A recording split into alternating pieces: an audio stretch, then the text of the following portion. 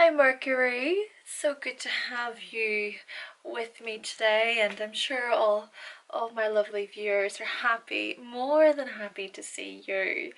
You're quite popular within the astrology industry. Perhaps more for when you go retrograde, but not when you're direct, but you're still pretty well known. It's so great to be here. So great to be here. I'm really pumped for this. Now, Mercury, to start off this interview, I would just like to firstly ask you to tell me a bit about yourself. Yeah, certainly, yeah. Well, I am the last of the interstellar inner planets that you are gonna be interviewing. Did you know that, Hannah? Apart from Earth, of course, okay? But hey, here's an idea. Do you think that maybe those who live on other planets maybe experience the energies from Earth, just like Earth experiences all the planet's energies? Have you ever thought about that? Have you ever thought about that? How amazing is that? I have so many ideas. Can we talk about that? Can we go into that? Oh, well, no, I haven't. I haven't really thought about that. But Mercury, please, this interview is about you. So tell me more specifically about you. All right. We're gonna do that after the interview, okay? I'm not forgetting that. Well, if you must know, I am the closest planet to the sun. Hence why I'm wearing these freaking sunglasses. Because he's always blinding me. I'm also the fastest moving planet, so that's why I can go like this and then this and then this. You ever seen a Gemini moon? But anyway, what you'll see with a lot of people is that they will usually have their sun sign and their Mercury sign within the same sign, you know? Either that or it'll be the next over or the one before. See, I've got the highest orbital eccentricity out of all the planets. So because of this, it's as though me and the sun are forever playing tag. Ah, how funny. It's like you're playing a game of tag with the sun. So is there anything else that you'd maybe like to share about yourself? Anything else that's interesting about you? Yes, I am also the smallest planet in the entire solar system. Plus, I'm the second hottest, right after Venus. Whoa, alright, so Mars is the second smallest planet and you're the first smallest. Now, I would also like to then just ask you some personal questions, Mercury. Is that okay with you? Go right ahead, my lovely lady. Go right ahead. Fabulous. What I would like to know then is, can you explain to me, please, your very function? Okay, you want to know my function. My function is pretty cool. My function is to think and communicate in a logical, linear way. I take the thoughts and the ideas. What I do with them is I line them all up in order, and then what I do is I share my conclusions. Then I listen, taking all the feedback, taking all the comments, all the new decisions, all the BS, and to do what with it? To do it all over again. So, I'm a planet of dialogue. See, I'm the very link between the soul and the personality. You could say that link between heaven and earth. However, I'm not only interested in exchanging ideas, I'm fascinated by connectedness. See, I gather all the information, all the data, and then I deliver all the interconnections that I found. Which is why I'm the connector, why I'm the communicator, why I'm the messenger. I'm the whole deal, baby. It sounds quite challenging, doesn't it, really? I mean, would you say that you find it pretty challenging? Oh yeah, it's a lot of pressure, but if there's one planet with enough energy to do it, I'm your guy. Though I'm gonna be honest with you here, Hannah. Sometimes I can trip over my wings, if you get what I'm saying. Thing about me, is I can become so scatterbrained where I just scatter all my energy, all my ideas sporadically. And what I do is I pile up so many facts compulsively without even organizing any of them. Then what happens is I'm left completely unaware as to why I even started in the first place and where I'm supposed to go next. Oh, and don't even get me started on overthinking. Jesus! I can become so mentally hyper and jump from one thought to the next. I never, ever even stop to listen to feedback or anybody. No, not listening. No. You want to have your input? No. Yet at the same time, I can become really quite bored and I don't want to do anything. Or I'll turn into some sort of nutty professor with all of my ideas because there's just so many. Don't tell Uranus about me being a nutty professor. If you tell him that, he won't be very happy. You know, he'd probably steal the idea like he always steals my ideas. Don't worry, I will not tell Uranus. This is really just between us, and our lovely viewers are in on it as well, so I'm sure they won't say anything.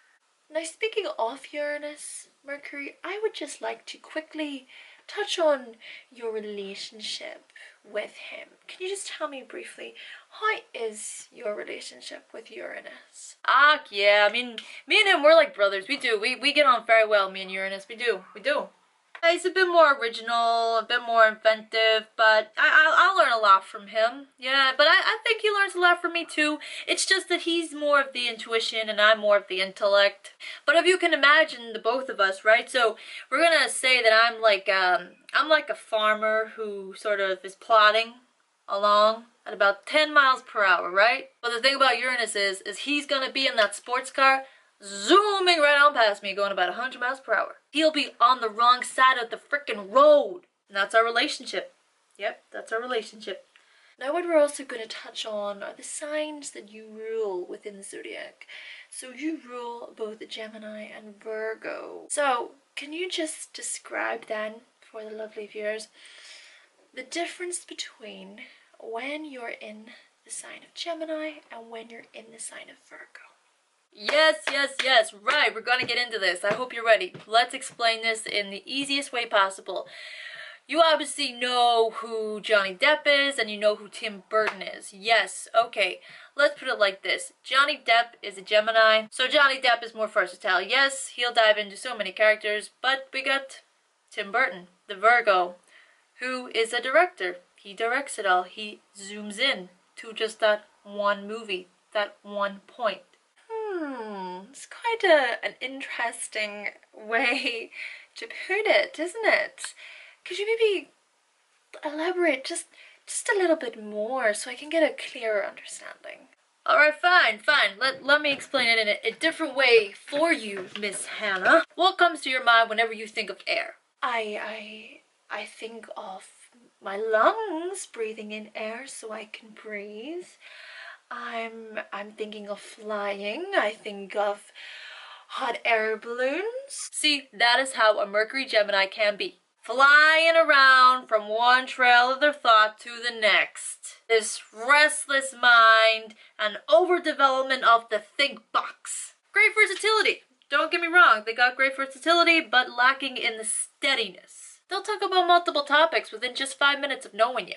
Now what I want you to do is I want you to think of Earth. Well, I simply think of the ground, I think of nature, soil between my toes, and I think of stability, yes. Well, yes, that's Virgo Mercury, because the Virgo Mercury possesses the strong stability of the mind. They have the practical and the logical trail of thought. Common sense also, very, very strong. So whilst Mercury Gemini will talk about multiple topics, just like, well, Johnny Depp is doing his multiple characters, yes, the Virgo Mercury will excel at targeting his or her audience with information about a particular subject. That's Tim Burton. That's him targeting his audience with the particular movie. And they do so in a very precise and organized way. However, you gotta keep in mind here that both of them are mutable. And so, they're both pretty flexible, they're both pretty changing. fascinating, Mercury. That was very well explained. Also, what I would like to ask about is your exaltation and your fall. So I'm really hearing these mixed opinions about you possibly being exalted within the sign of Aquarius. I would just really like to know your thoughts on this subject. Yeah, some people do. Some people think I'm exalted in the sign of Aquarius. I get it. I mean, Uranus is my higher octave, and he's like my big brother, you know? Sorry, I just gotta put on these sunglasses again because my eyes are... yeah. Is that cool? I hope that's okay with you. Anyway, me being exalted in Aquarius, I can see why that would work because it could be a good position for me. So it's this combination of Saturn and Uranus helping to steady the mind of the Mercury Aquarius. What it does for the Mercury Aquarius, it can make him a pretty good judgment of character. Can also provide him with a very keen wit. Plus, the mind won't be so fogged with emotion. as if Aquarius needs that anyway, right? However, what we could say is that my true exaltation, yes, it's in Virgo. Mercury Virgo just knows how to use its analytical, critical, and intolerable mind towards, well, stupidity in order to express what needs to be said effectively. Right. Well, that certainly clarifies a few things there, so thank you, Mercury. Now, you also fall within the sign of Pisces. Can you just please elaborate a bit on that? Pisces. The reason why I fall within the sign of Pisces is because my very critical, analyzing qualities, they somewhat get dissolved within the love and compassion of Pisces. So what it does is it makes the Pisces and Mercury just too indirect in how they want to communicate. What can happen to them is they just, like, word vomit, like, blah, blah, blah. It's difficult for them to translate their thoughts into concrete ideas, you see. Similar with all the water signs, really. I mean, the thoughts are being processed with emotions that relate to how they might feel personally. Thought may feel bad or good, but they can't explain why. An idea might seem right or wrong, but they don't have a reason. Very well answered. As well here, we're very near to the end. Now you go retrograde the most out of all the planets. That I do. I go retrograde the most out of all the planets. That is correct. So then can you just explain to me what happens whenever you do go retrograde? Let me put it this way. My thinking style becomes extremely personalized during this time. It creates this type of neurological rewiring within me. So during this time for people on Earth, the biggest challenge is really to learn how to translate the internal processing into language that other people can actually understand. Yeah, it doesn't seem all that great, but really, I think it can really help people on Earth. I think if they can learn that it helps them with how they communicate, really, then my retrograde may not be perceived as all that bad or cold, but more understood. Very well. Now, a big question that I would like to know. How does one truly own your energy, Mercury? How does a person really utilize your energy effectively? This is what it all boils down to. They will be able to communicate clearly. Plus, they'll actually want to communicate with other people as well. And by doing so, they get feedback about not only the world, but about themselves. It all makes a lot of sense to me anyway. Now, the last question to really wrap up this interview is, can you explain to me then, what does Mercury, what does your placement in a person's birth chart truly represent? I do not dictate what they think about a subject. Rather, how they arrive at their opinion of the subject. That's what I'm about, baby. That's what I'm about. Take it or leave it. Wow. Well, thank you kindly, Mercury, for just being here today. I know you're a very busy planet, so thank you for taking the time. It was an absolute delight to be here. Thank you so much for having me, Hannah. I gotta put my sunglasses back on because I gotta get going. I'm on a really tight schedule. If I'm not quick enough, then I will not be able to catch up with the sun. I'm moving into Cancer today, you see, and the sun went into Cancer. So we're gonna be expecting a lot of Cancer Sun, Cancer Mercury babies for the next couple of weeks. Yes! Okay guys, so that concludes my video on the interview with Mercury. Now of course what I would like you guys to do is to just tell me your Mercury sign in the comment section. Thank you kindly to my current subscribers for of course subscribing to my channel. Again, so happy to have you here with us. We're learning together. And also if this is perhaps the first time that you're finding my channel, then click the subscribe button if you want to see more videos from me. And yeah, I will be back with Moon, the next video, very, very soon. Bye!